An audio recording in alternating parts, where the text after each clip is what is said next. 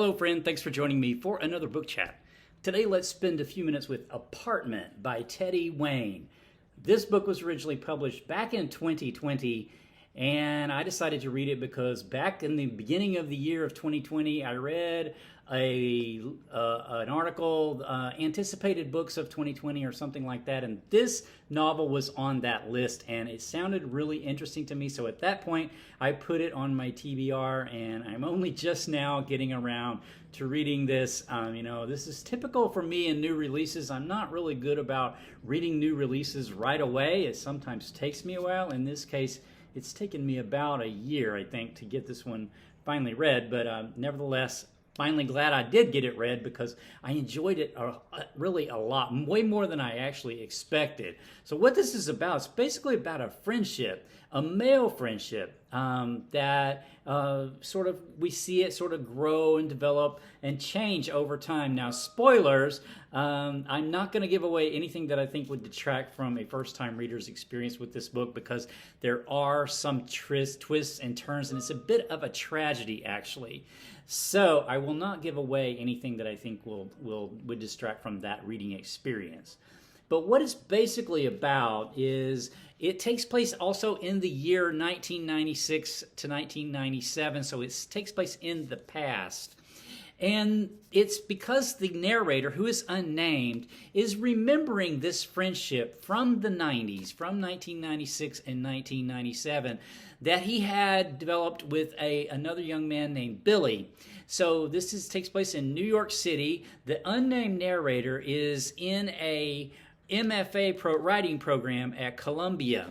He's living in a rent-controlled apartment in Stuyvesant City, which is in New York City. It's sort of like a group of identical apartment buildings that are in a certain part. I think it's in like the Lower East Side of New York City, of Manhattan, and he's living in his great aunt's rent-controlled apartment there in Sty City illegally. So he has to kind of come and go very stealthily, but he's been living there for quite a while. He's from a privileged background, and his father's actually paying the rent. It's rent control, but it's not free completely. His aunt's having to pay monthly. She has actually moved in with her with a partner in New Jersey, or got married again. I'm not sure exactly. I don't remember now exactly. But anyway, she's no longer living in the apartment, but she doesn't want to give it up because, of course, these rent-controlled apartments are very valuable. They're little treasures in New York City for the residents there. So she doesn't want to give it up, so she's holding on to possession of it. So her grandnephew,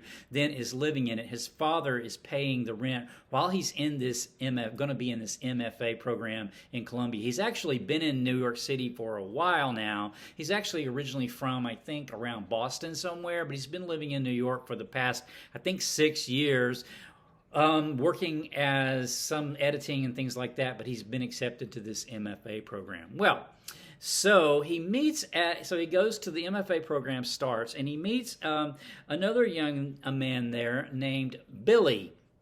So this first section of this workshop was really sort of interesting from the standpoint of an MFA workshop, which I'm not a writer, so I don't have any experience with this kind of thing, like peer review of your writing and whatever with an instructor.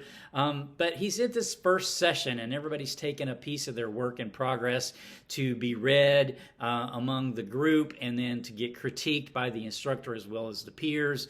And so everybody's piece, some of them are pretty weak, but the person, like there's a young woman, she seems kind of fragile, and people go very easy on her. But when they get to our unnamed narrator, they really just pile on him and with heavy criticisms, and it really hurts him in that sense. But Billy, this young man, Billy, sort of speaks up for him, and he's the only one who does that. So they sort of have this connection that after the session, then they talk and they start to get to know each other a bit. Now, Billy is from the Midwest, so he's not from the East Coast, so he's a bit of an outsider. He feels a bit lost among this crowd. He doesn't dress like them. He doesn't carry on conversations like them, this sort of Eastern or like big city intelligentsia. He hasn't read the right books. He hasn't read the books that they've all read. He just has a really natural writing talent, so that's how he's been accepted into this program. And it's a struggle for him to actually come to New York, even though he's on a scholarship, to come to New York and live and attend this workshop. Whereas our unnamed narrator, sort of has this all sort of handed to him, at least as far as money. He doesn't have to worry about that. So Billy is a very self-sufficient young man. He doesn't wear the right clothes and things like I said. He's a bit lost in New York at this point, this early point. But they strike up this friendship after that very first session. Well, the unnamed narrator then finds out that Billy's working as a bartender at night, right? And so he goes with him down to this bar, which is a small kind of like dive bar, very small little bar, not far from Sty City, not far from where the unnamed narrator lives, and he starts to hang out with him there. So the unnamed narrator then, discovers that Billy's actually living in the back room of this bar, kind of like a basement room of this bar in really kind of grubby conditions. And he's only known Billy for about a week, but he thinks, he instantly thinks, would it be weird if I asked him to move into the spare room? Because he's living in a 2-bedroom apartment by New York standards, very spacious. And, so ultimately he does ask Billy to do this. Now, Billy's a very self-sufficient person, as I mentioned. And so, he doesn't want to just take anything for free. He has these sort of values.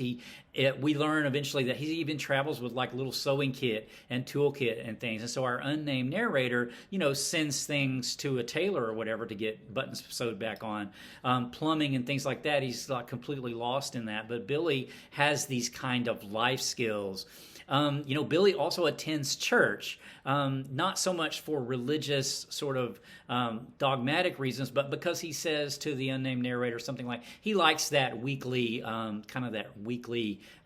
bit of, I guess, meditation or, quiet. And so he does attend church. So he has different values. He comes from a different background, but nevertheless, they get very close. He agrees to move into this apartment, with the unnamed narrator, as long as he can do something. Like he agrees he'll clean the apartment, he will do the cooking, and he will clean once a week the apartment. So they set out building this sort of life together. They become good friends, and they develop a routine. They're both writing a lot, and they have this sort of happy friendship. Now, eventually, they travel together. So like at Thanksgiving, Billy goes with the unnamed narrator to his house, but then Billy's going to go to this wedding, which is in rural, kind of a small town in western Pennsylvania, I believe, if I remember right. And so they decide to have this road trip, and something happens at this wedding that really shifts their friendship then into a different place, and I won't go into that, but that's when things really changed for them both. So thoughts and themes, thoughts and impressions about this book. So really, this is really about masculinity and masculine friendships. Now, it's not really about that. It's actually about this friendship, but it's specifically, what I took away from it was a masculine friendship. And so they, how that sort of plays into that sort of intimacy, that male intimacy. So the unnamed narrator, this is something that he's never had, this type of a close friend, this type of a friend. They share a lot of things in common they